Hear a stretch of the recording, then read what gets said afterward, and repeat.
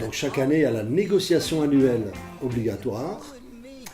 Oui, on a du retard avec la CGT, oui, puisque nous devions entamer tout ça le 2 juin et comme il y avait une grève programmée, ça a été reporté et la grève n'a pas eu lieu. Donc on voit que oui, quelque part, c'est grâce à nos amis. Donc on est décalé de 2-3 mois. Ça va nous reporter vers le mois d'octobre pour le résultat. Et la première réunion aura lieu le 6 septembre.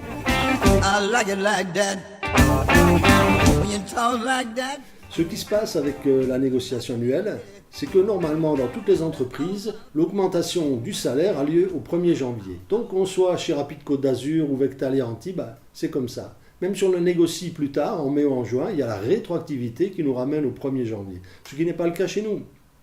Et j'ai l'explication, je dis ça pour les anciens. Voilà pourquoi nous sommes glissés. Nous avons glissé du mois de janvier au mois, tenez-vous bien, accrochez-vous, de décembre. Nous étions augmentés annuellement au mois de décembre. Donc quand même, c'est fort de café. Et l'explication était toute simple, elle m'a été donnée par un élu CGT. On a été obligé de faire ça parce que nous étions en déficit avec ST2N, un déficit chronique chaque année, 5, 8 millions, 10 millions. Et donc, on a gagné une année, voilà. Enfin, on a gagné. Disons qu'on a fait économiser. Le syndicat a fait économiser à l'entreprise pratiquement 11 mois d'augmentation salariale. Donc voilà, alors quand nous sommes arrivés aux affaires, entre guillemets, l'UNSA, on a commencé à bastonner là-dessus en disant mais on nous prend pour des cons. Partout ailleurs, c'est au 1er janvier et nous, c'est au 1er novembre, au 1er décembre. Et on avait réussi à obtenir la rétroactivité. Le plus loin en arrière, c'était le mois de juin et puis après juillet, et voilà. Bon. Mais globalement, quand vous obtenez 1,2% au mois d'octobre, vous comprenez bien que les mois précédents, les 8 ou 9 mois précédents, on n'a rien eu. Donc ce n'est pas 1%, il faut le dérouler sur l'année.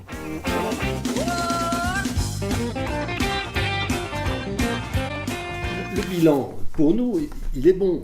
On se base sur les chiffres dont nous avons la chance d'être tombés dessus par hasard, en cherchant évidemment, pas vraiment par hasard. Bon. Donc on a cherché, on a trouvé. On a le bilan 2013, donc 4 mois d'exercice, qui avait donné un excédent de 546 000 euros, ce qui n'est pas rien.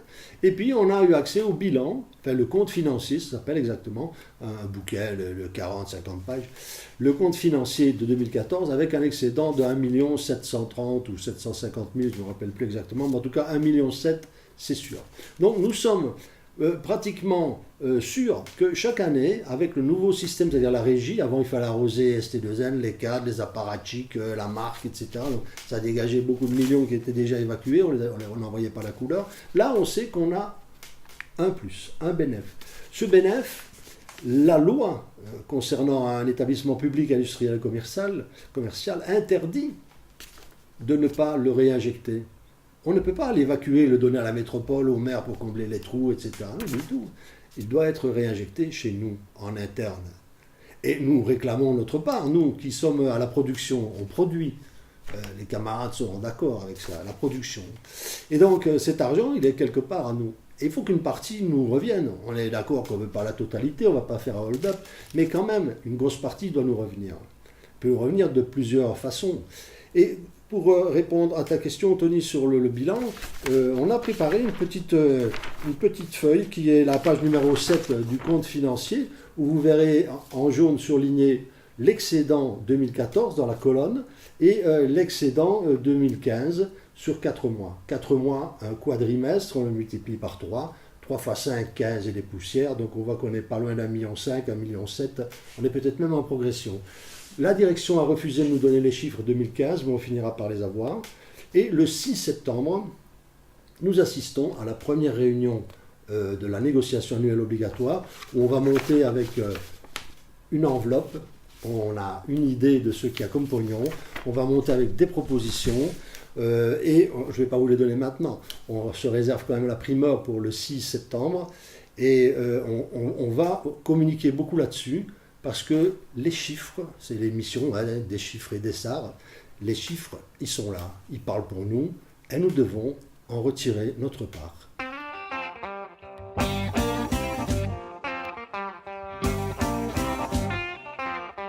Sur cette question, je voudrais aérer, ouvrir la fenêtre, the window, comme on dit. Donc la fenêtre, elle est intéressante. Au mois de juillet, rappelez-vous, la CGT nous sort un tract en disant c'est la catastrophe, les lignes vont être restructurées, tout le monde était au courant, même l'UNSA et tout. Mais chers amis, mais tout le monde était au courant bien avant. Je vous rappelle qu'il y a quand même 4 élus CGT qui siègent au conseil d'administration de la régie.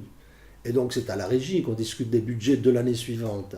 Le budget il est voté en octobre pour l'année suivante. Donc on sait très bien ce qu'on va devoir faire comme économie, soi-disant qu'il faut faire des économies. Et donc la question elle est, si on a un bénéfice, comme il est marqué là, de 1 700 000 euros, un bénéfice d'1 700 000 euros, je ne vois pas pourquoi il faut faire des économies. Hein, où le compte est truqué, ça, je n'oserais pas le dire, hein, mais je le dis quand même. Où il est truqué le compte et il n'y a pas de bénéfice, et donc il faut qu'on fasse vite des économies. Où il y a des économies, il n'y a pas de raison de faire où il y a de l'argent, pardon, il n'y a pas de raison de faire des économies de bout de chandelle. C'est pas parce qu'il n'y a personne à la poste tiers de 10h à 10h45 qu'on va c'est fermé 45 minutes parce qu'il n'y a pas assez de fréquentation. Donc l'idée, c'est de redéployer les bus, c'est de donner plus d'offres de transport et de dynamiser, pas de dire on va mettre un bus toutes les 3 heures. Le mec qui a raté son bus au bout de 3 heures, forcément, il ne prendra pas le suivant. Donc on voit bien qu'on est encore sur une phase qui est négative. Okay, donc là, on aura à discuter. Donc voilà pour la parenthèse. Et donc, les camarades disent, oui, ça va chier, on va faire grève, tout ça, ça va être terrible. Bon, ok, on se dit, ça va être terrible. Et puis après, nous sortent un tract, là, au début août ou fin juillet, le 28, je crois. Bon, bah alors finalement, ça va pas être si terrible que ça, on va quand même supprimer les lignes. Ah bon? Et puis, celles qui devaient être supprimées de suite, ouf, on a encore jusqu'à la fin de l'année. Bon, alors, tu parles d'une victoire. Et donc, du coup, on lève le préavis, il n'y a plus rien, on part en vacances, c'est la fête à neuneu. Bon, ok. Donc, ça, c'est le côté... intox, manipulation, etc. Moi j'ai l'habitude, j'ai travaillé chez eux entre guillemets pendant des années. Bon. Donc c'est la stratégie. Mais la réalité actuelle, c'est que beaucoup de copains se posent la question où on va, comme on dit en Belgique, où allons-nous pour les Wallons, okay. Donc on se pose la question, est-ce qu'il va y avoir une séparation bus et tram? C'est ça qu'on entend dans Radio Navette, etc., un peu de partout, même certains maîtrises qui nous disent oui, on est sûr, etc. Moi, je vais vous parler en toute honnêteté, je suis sûr de rien. Mais l'hypothèse, elle existe.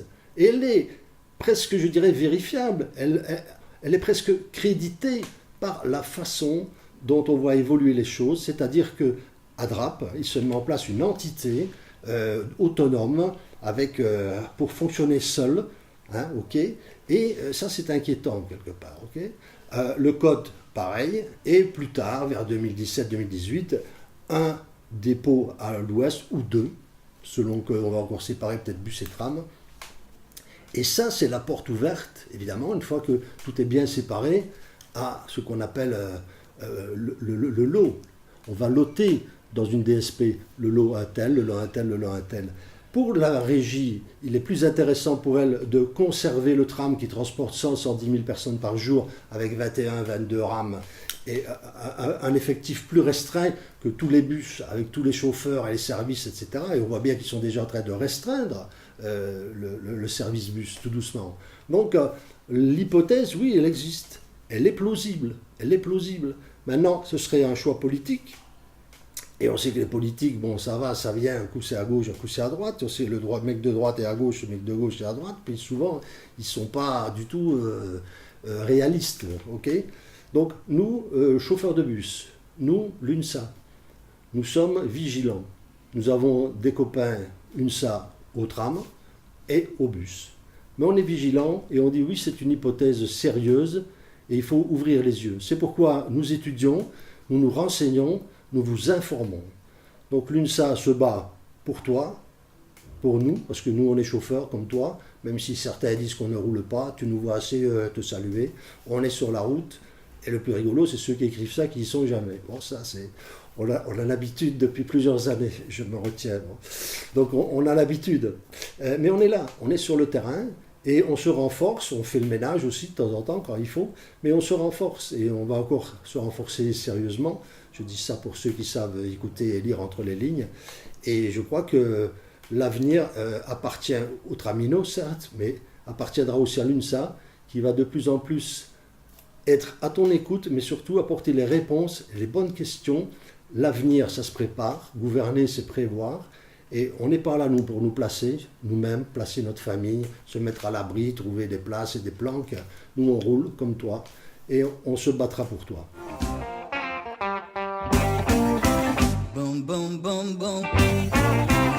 La DSP, c'est la délégation de service public. C'est-à-dire que moi, je suis monsieur Estrosi et je dis, bon, ben voilà, je fais un appel.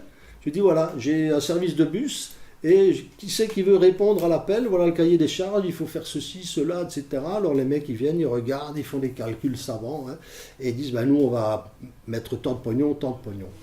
Et, parenthèse intéressante, tout le monde a entendu parler de la fameuse grève Keolis Baie des Anges, c'était terrible, on s'est mobilisé, on est allé se battre, on a apporté à boire à des merguez et tout, comme ils savent le faire, et ils l'ont eu. 58 jours de perdu, et ils remboursent 3 jours par mois. Et je rebondis sur qu'est-ce que c'est que les lots. Eh bien, chez Keolis Baie des Anges, il y a eu plusieurs lots différents, c'est-à-dire, par exemple, pour nous, les collines, le lot de l'Ouest, ou le lot, tout ce qui part du port, et ça, on va faire des lots, ok ? Et les gens vont répondre, dire, ben celui-là, ce lot-là, il m'intéresse, parce que moi, mon dépôt, il est à Faudéré, donc je suis juste à côté, c'est bien, je vais économiser les kilomètres. Très bien.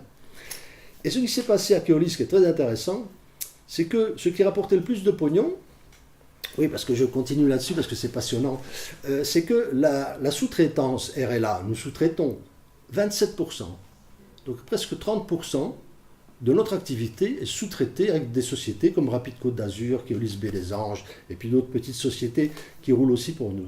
Ok ? Donc presque 30%, parce que ça revient moins cher que si c'était nous qui le faisions. Ok ? Et donc, Keolis Baie des Anges, ils ont tout ça à faire, et ce qui rapporte du pognon, c'est la ligne 98-99. Le port, l'aéroport, je crois que c'est 5 ou 6 euros, le ticket, je ne sais pas, je n'ai jamais pris, mais je sais que c'est très cher. Bon. Il faut savoir que les 58 jours de grève que Keolis Baie des Anges a fait nous a fait gagner énormément de pognon à nous, on les remercie. Pourquoi ? Parce que RLA n'a pas eu besoin de payer 58 jours de prestations. Par contre, l'argent des tickets ne vient pas chez nous, il va à la métropole, pas chez nous. C'est intéressant. Ok ? Donc, on a fait des économies. Je ne dis pas que la CGT l'a fait exprès pour qu'on fasse des économies, qu'on ait plus... Ah non, pas de ça chez nous. Mais toujours est-il qu'ils l'ont eu bien dans le baba, les copains là-bas. Et les 2 lignes principales, 98-99, qui rapportent le plus de fric, c'était un lot séparé. Et je soupçonne même le machiavélisme de Keolis d'avoir exprès répondu tellement haut qu'ils étaient trop chers. Ils ne pouvaient pas avoir ça. Ils ont perdu.